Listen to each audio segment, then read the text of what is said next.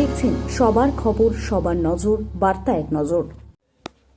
আগামীকাল অক্ষয় তৃতীয়া, তার আগে চলছে লক্ষ্মী গণেশ প্রতিমা বিক্রি। বাংলার বছর শুরু অর্থাৎ বাংলা নববর্ষ পয়লা বৈশাখের পর আগামীকাল অক্ষয় তৃতীয়া। ছোট থেকে বড় প্রত্যেক ব্যবসায়ীরা কেউ দোকানে, কেউ আবার বাড়িতে লক্ষ্মী গণেশ পুজো করবেন। ব্যবসার মঙ্গলের জন্য এই লক্ষ্মী গণেশ পুজো করা হয়। তার আগে হুগলি জেলার বিভিন্ন বাজারে চলছে লক্ষ্মী গণেশ প্রতিমা বিক্রি। আজ ত্রিবেণী বাজারে সেই ছবি ধরা পড়লো আমাদের ক্যামেরায়। তবে বিক্রেতারা বলেন এবছর ভোটের জন্য প্রতিমা বিক্রি কম। গত বছর 150 জোড়া লক্ষ্মী গণেশ বিক্রি করেছিলেন, এবছর এখনো পর্যন্ত 60 জোড়াও বিক্রি হয়নি।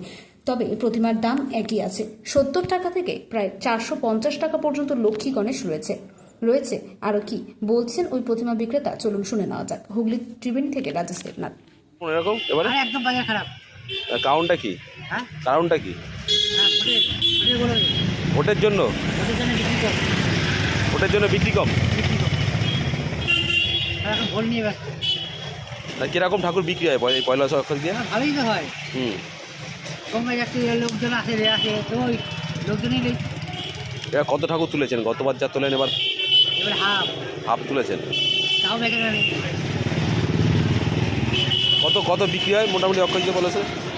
গতবার 150 জোড়া হয়ে গেছে। 150 জোড়া। এবারে তো 50 জোড়া তুলেছি, তাতেই অবস্থা খারাপ। ঠাকুরের দাম কি আছে এবারে?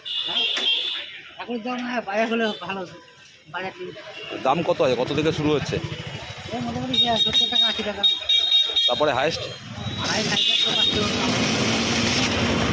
কি নাম আপনার? হ্যাঁ, কি নাম? আমার নাম তো গণেশ। হ্যাঁ, গণেশ গণেশ কি? গণেশ অধিকারী।